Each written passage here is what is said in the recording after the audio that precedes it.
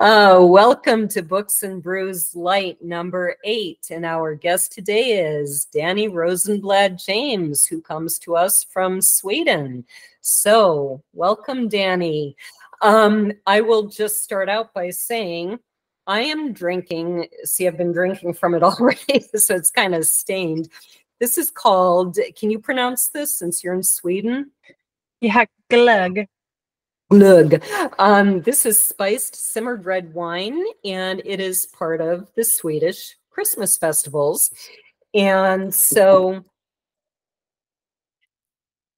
I don't know how Swedish mine is because I got it from a Tractor Supply store, technically Rural King, but it's farm store here in the Appalachians. So it includes, I believe, what did I say? Cinnamon, orange, and lemon peels. And so I don't tend to care for spiced wine. I think I actually like this a little better than I normally do. And Dani, for the record, because I really hate trying to fake it, this is Dani's second interview in 20 minutes because I forgot to hit record. So, but Dani, feel free to give your opinion on spiced wine. Yeah, so I actually don't like that so much. Here they actually heat it up, and I think they usually put raisins and almonds, if I remember correctly. Oh, yes, I remember. In fact, I didn't put that in my notes. I did find it interesting when I was looking for a drink that might be Swedish. I was reading about, did I not write that in my notes either? Yeah, soda made from fruits, including lingonberries and pears and what was the third one? Another kind of berry, I think. Have you tried some of those? Yeah, I'm not a big pop drinker though, and so Okay. those are all pretty much what they are. A lot of sugar usually involved. I rarely drink pop. I'm not sure my substitute is great, but at least I don't drink pop. So tell our listeners a little bit about yourself. Yeah, so I am Dani Rosenblad James, and I've been living in Sweden for about 6 years. I have a 3-year-old son, and I do many things. I am a travel blogger. I am an influencer, a speaker, mind body coach, and an author, and a mom. You can't forget that one. I have found it interesting when I talk with authors, they all seem to be people who don't do just one thing. And they don't do just one thing and write. They do like 17 other things and write. And then they do 5 or 6 more, in their time off. So we seem to be people who like to keep very busy and very active. And before we jump into it, tell us a little bit about your book and what inspired it, and then we'll hear a reading from it. So my book is The Wandering, oh, now I gotta pull it up. The Wandering Heart, A Tale of a Misfit Traveling in Life's Wilderness. And that's the title of the book, and this is loosely based on my traumatic brain injury that I had 10 years ago. And so the reason I wrote this book is I feel that this is going to bring hope to many, many people out there because they'll read this story, see what I overcame, and then they'll go, oh, I can overcome stuff as well. I can do things like this too. And that's a huge reason that I began writing this book. And I have it written in first person so people get to experience what I'm talking about, the healing I went through, and then they get to learn a bit about my past life before the accident. Yeah, and so tell us about the accident that caused this brain injury. Yeah, so I forgot to tell you last time I was driving from South Dakota because I'm originally from South Dakota, and I was driving through Wyoming, and then that's where the accident happened. And it was a 7-car pileup on black ice. Visibility was less than a mile. And all I remember is going, oh, crap. And then my lights went out. And I think I must have, on autopilot, tried to veer out of the way, ended up clipping the cars and then doing a 360, getting the back hit. And then in this mix, my small truck turned into a convertible because it was ripped off the top like a sardine can. And I ended up getting a huge Gushing blood everywhere there. That's terrifying. I've heard of far worse happening. Just a side note, I I think everybody's a little uncomfortable driving next to the huge semis. I assume they are. But it really terrifies me because when I lived in DC, which I was in sixth grade, it's fourth, fifth, and sixth grade. My dad was late coming home one day. He worked at Andrews Air Force Base, so he was on that DC Beltway. And he was driving this little tiny, adorable convertible, like big enough for him and one other person next to him. And he had a cement wall on his left. He had a semi on his right. And the semi decided to pull into his lane and couldn't see him. And the only reason he's alive, I think, is because CB radios were a huge thing at the time. And the poor trucker, he couldn't see this little tiny convertible, but like 300 people all were on their CB shouting, "You're crushing someone." And he pulled over, but the car was literally crushed right up to my dad's shoulder. It was just folded in like a sardine can. And amazingly, the only injury my dad had was a little scratch on his hand from the broken car window. So talk about miraculous survival. And it sounds like you did too. So the cars piled up, and did you wake up in the hospital or what happened? So the sheriff that had found me ended up having to call for emergency pickup. So a helicopter came to pick me up, and I was helicoptered to Salt Lake City, Utah, because they couldn't give me the help I needed in Wyoming. And so I ended up being in ICU for 10 days. I had to relearn how to walk, how to use my brain. They gave me what I call common sense tests.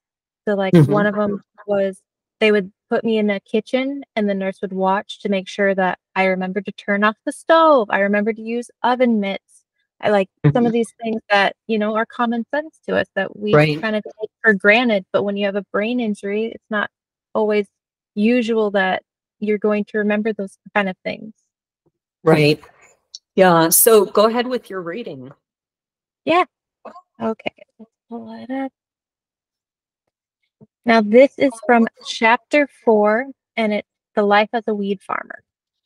The sun pelted down. I've said before, I have lived such a straight and narrow life. When I read the title, I thought you were making a joke that you could only grow weeds in your garden or something. It literally didn't even occur to me until you read it. Oh, we're talking about marijuana. I am so naive. Go ahead. It's okay. Okay. The sun pelted down as I wiped the sweat off my brow. It was another long day in the field, just me and Clyde with my gun on my hip. Dirt was smeared in my face from rolling around on the ground looking for the water leak in the hose. My shredded jeans and gray tank top were drenched in water, but it felt good with the sun's rays on my body. The day felt peaceful while I worked on de-leafing the plants, which gives more life to the rest of it. Many people have told me that talking nicely and being caring towards a plant can also help with its growth. Plus, certain music with their frequencies has been shown to help. This wasn't something on my mind though, as I busily took off the excess leaves. The buzzing feeling coursed through my body as I touched each leaf, and they eased any pains from the night before. I took in a deep breath of fresh air. This is what I like, being fully engulfed in nature, and for some reason, I feel a connection with these marijuana plants. Most of the time, while I worked on the weed plants, I had the silence as my friend, and then sometimes I would listen to music. But as hard as I tried, my mind couldn't focus on any audiobook. Boy, have I tried. So music and my thoughts were my way of working. A breeze picked up and swirled some of the leaves in the air. They put on a little dance and then the wind stopped. My ears perked up as we heard a bark in the distance. That's when a gnawing feeling came back into my head once again. I couldn't shake it. The stories that I had recently learned about the property weren't pleasant, and the only thought that came to mind was, Toto, we're not in Kansas anymore. However, these stories were horrifying, especially compared to The Wizard of Oz. About 3 years before I started working on this property, it had been robbed, It was one of the regular hot days when this happened, and there were many trimmers working away on the property. The security wasn't as strict back then, and the owner hadn't installed the fireproof metal gate yet for the driveway. So the three guys with itchy hands were able to come in easily. Once they rolled up, one of the slender guys took out a flame torch from the black, rusty van, while the others grabbed a bat and a rebar. The trimmers were working away under an open tent a little bit in the distance. These men, with their suspicious eyes, came inside the tent immediately with their agenda. The last one looked around the area frantically, while the first guy had the confidence to start the harassing since he had the flame torch. First, he strolled up to one of the girls with big eyes and held her blonde dreads in his hand, and with the other hand he held the flame torch. He kept the rusty yet still hot flame torch near her face as he screeched, "You better give us all the weed or we might have a barbecue." Many of the trimmers panicked and they all stopped what they were doing. Then two of the shaky trimmers quickly started grabbing all the weed and stuffed them into the bags. It was a mix of trimmed and untrimmed marijuana. All the other trimmers looked frozen and some had paled. The dread-haired girl had tears streaming down her face and her eyes looked lost in a faraway place. One of the trimmers with shaky hands handed the bag to the second guy who came to rob them. That man laughed at how scared the trimmers had become, and he acted as though this was all a game.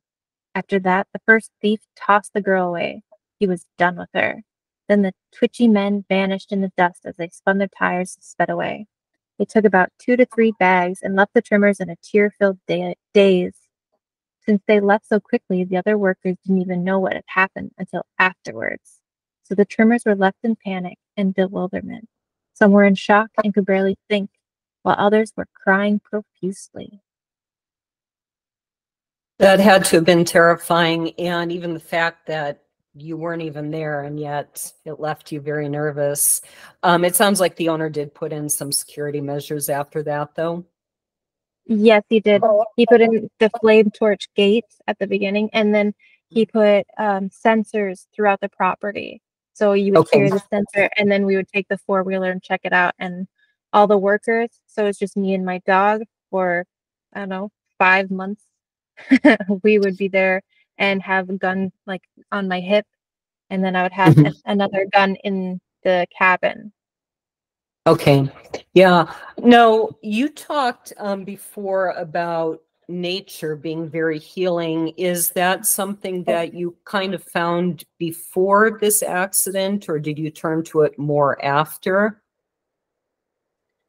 I think I learned it before when I was working with the plants, before the accident had happened. And then once the accident did happen, that's what called me back to go back to California was I knew I could be healed. I could be surrounded by nature again. I could get away from the doctors and the nurses that look at me as if I'm just a notepad of Hmm. that they could just take more Right. notes on and Right. analyze me.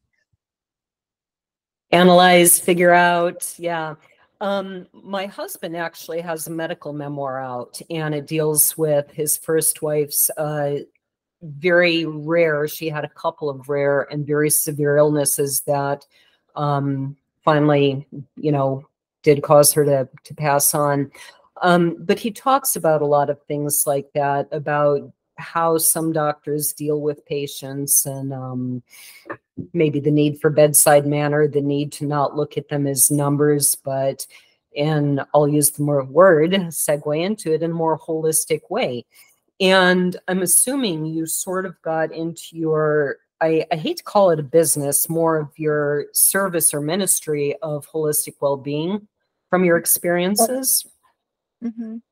So tell us a little bit about how you define holistic well-being and what you do for your clients to help them. Mm-hmm. So I would say holistic is when we are working on balancing our mind, body, and spirit. We can't have one without the other. They all have to be working together. And since I'm a mind and body coach, I'm working on helping people learn more about their mind and body. Spirit, that one I can help with, but that one's a little, like it's a little woo, like people feel a little scared of spiritual things sometimes, like they feel it's too woo-woo or too out there for them. But the Mm-hmm. mind and body, it's, for example, with the mind, I explained to someone that we could do something so simple as if talk to yourself as if you're a kid. Talk gentle and kind. Don't be such a horrible critic to yourself. I mean, you're healing. Say, how's your day? Oh, do you need to rest for the rest of the day? It's okay. And like give yourself some gratitude and be thankful that you're alive. And that's a huge another thing, like, and also having a journal that can help many people. I have often said that journaling saved me tens of thousands of dollars in counseling fees. The one time I finally felt the need to go see a counselor because of some things going on in my life, I found a good one, because after 6 months, she basically said, "You're about the most sane person I've ever met. You don't need my help." And, you know, at the time I was kind of like, I feel like I do, but it was also very reassuring.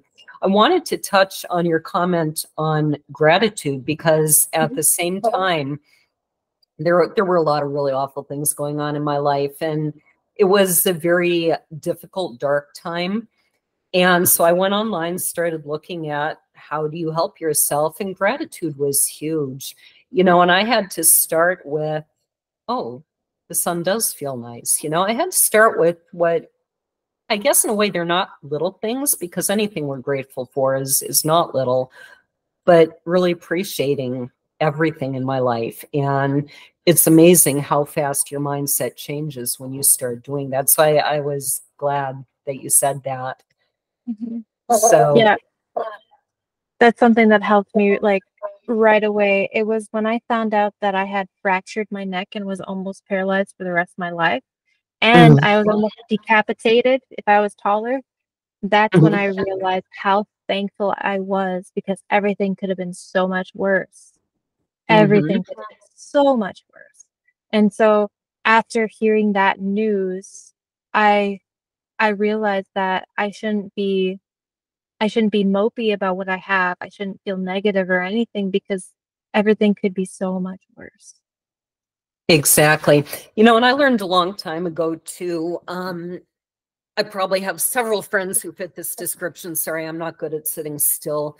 Um, I, but there's one in particular who just, anybody who doesn't know her, anybody who's prone to envy would probably really envy her. You know, she has every great thing in life, all the things that we say we want, you know, but, and I'm avoiding saying too much. But then you get to know her and you find out all these just traumatic, awful things have happened in her past. And I met her when I was quite a young adult, and it was a huge lesson to me that everybody's dealing with something. So we shouldn't look at our life and go, oh, you know, my life is terrible and so-and-so's life is better, because you don't know their life is better. It might look good on the outside, but there might be terrible things going on that you don't know about. So Yeah. that's a very key point. So I Yeah, wanted I, to go ahead. I was just gonna say I agree with you 100%, because there's so many things, like someone might know about my traumatic brain injury and just be like, "Oh, that's so horrible," or they might be like, "Oh, I'm so happy you're this, but mine feels so much worse," or something. It's like you don't want to compare your story with someone Mhm. else's. Like they don't know all these other stories that I have, because our life is not just a single straight line. We have ups and downs, spirals, Yep. everything all over the place. It's like you got to think of when someone's small, they probably have some traumatic issues that they had. And then when they grow up, I mean, our lives, there's so much going on. They get complicated. They aren't, yeah. So it's hard to be Yeah. like, oh, comparing. Right, right. The medievals had a typical drawing of a wheel, and there was a king sitting on top and a pauper on the bottom, maybe merchants on either side. But the philosophy that this image was telling you was, yeah, the king's on top, but the wheels turn, and tomorrow he may not be. You're only seeing what's happening right at this particular moment. Now, we had talked before, when I foolishly forgot to hit record, about playing music for plants, and you read that in your reading, right? Mm-hmm. Okay. So what kind of music did you play? What kind of frequencies were you told were good for the plants? So it was high frequencies. It was also really fast-paced ones, I remember. So I think that someone had told me that like metal was really good because of Really? I and would I was not just have like, expected that. yeah, just because it's so the beats are so fast-paced. Mhm. But then I think it would also be like how we had mentioned about what was it, 423, you said? I think it's 423. And Yeah. And I think music, that's also good for the plant. right, right. And, you know, some sites on YouTube, for instance, say it's better for the human body. I don't know if it is or not. Gregorian chant is actually meant to be quite good for the human body and the mind. So sometimes I turn that on while I'm working, and it doesn't distract me like, say, Neil Diamond, because then I'd have to sing Sweet Caroline. Um, but yeah, I liked that you brought that out in your book. And I think it's another thing that people should think about is I think probably the world is turning more toward holistic healing and more natural healing, things like that. So your book is designed to help people with their own healing. So do you kind of go through the accident and then through the healing stages, and where do you end up with the book? So let's see. Every other chapter is in the present and the past. So Okay. the first chapter is the present, and it's when the accident actually happens. Then the second chapter jumps to my past, so they get a taste of how I was before the accident. And so it goes back and forth throughout the book in that sense. And each chapter has something to learn from it. So it's like I plan on having a 12-week coaching program that's going to walk through each chapter. And in that, Okay. I'm going to help my clients learn the daily takes that they can use for themselves through that. And so, let's see, one of the things that we just recently talked about was gratitude.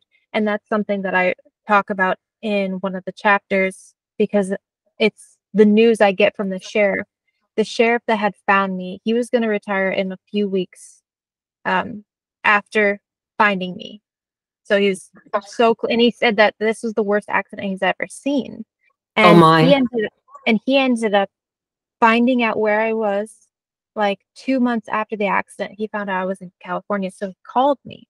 And then that's when I found out about the fracture and about me almost being decapitated because he told me this stuff on the phone. And so when I Oh got this wow. news, I like dropped to the seat next to me and it was just like so full of gratitude because everything could have been worse. And so that's what I want people to take from that. And since how I have it written, it's, you know, in a story format that people are going through, and it's not so bluntly out there where they're like, oh, I could do this. So that's why I am creating the 12-week coaching program where I can break it down even more so and be like, hey, listen, this is something that you should probably do every day for the rest of your life. Yes, yeah. Gratitude and anything else in particular? Let's see, One or there's two other things? gratitude, there's talk to yourself as if you're a kid, there's stay positive. So every situation, there's always a good with it, no matter how bad it is. Like Mhm. I know that there are people that are probably going to be like rolling your eyes at me like, oh yeah, right. But I mean, if you stay positive long enough, you'll find out where it is, what you're gaining from that. I mean, it could be you got finally got a chance to finally leave a bad relationship. Or Mhm. let's say this is a really hard one I would see. Like, let's say that your loved one passes away. I know that's horrible and heartbreaking, everything, but the good there is you had your life with him or her as long as you did. And Right. you have to love that and be thankful for that. So Mhm. it's it's one of those things you don't want to go down the negative hole and Right. just see all the bad stuff because then you bring more bad back in. Right. You know, there's a fantastic story. Are you familiar with Corrie ten Boom? Mhm. Okay. She's, I'm not surprised. I think people who are a little older are more likely to know who she was. She and her sister and their very elderly father, I think she and her sister were in their 40s or 50s. They had been hiding Jews. They lived in Holland. And so they had been hiding Jews from the Nazis. They finally got caught and ended up in a concentration camp. And Corrie and her sister Betsy were very religious, and they took the Bible very literally. So where it says, be thankful in all things, that's exactly what they did. And so they got some of the other women in their dorm very angry with them because when they were praying, they said, thank you, God, for the ticks and fleas. And the other women were like, this is horrible. You know, we're living in this awful, hideous condition. But there came a day when I don't know what the guards were upset with them for, but they refused to come out because they knew the guards were going to beat them or something. And because of those ticks and fleas, the guards would not come in to deal with that. And so in the end, the ticks and fleas did protect them from the guards. So it's always been a fascinating story to me and a challenge, because I'm not sure I could do that, even though I know that story, you know, to apply it to your own life and go, oh, I just lost my leg in the wood chipper. Hallelujah. Thank goodness. I'm so grateful. Not many of us can do that. And, but it's something we should do, is always look for the positive. So when is your book coming out? It's probably going to be coming out in a few weeks. Okay. And people can follow you on social media. So where would they find you to learn when your book comes out? Yeah. So you can find me on Instagram, TikTok, or Facebook, and that would be Misfit Wanders. You can also find me on my website, misfitwanders.com. You can find me at lauravosica.com, at booksandbrews.net, and I would encourage people to visit our, somebody's texting me because I forgot to turn off my phone. You can visit our sponsor at gabrielshornpress.com, where we have quite a variety of genres and authors. And if you write poetry, we are putting out our next anthology, and the deadline's coming up to submit poems for that. So thank you very much for being on the program. Cheers. Oh, turn it so you can see Books and Brews. Cheers.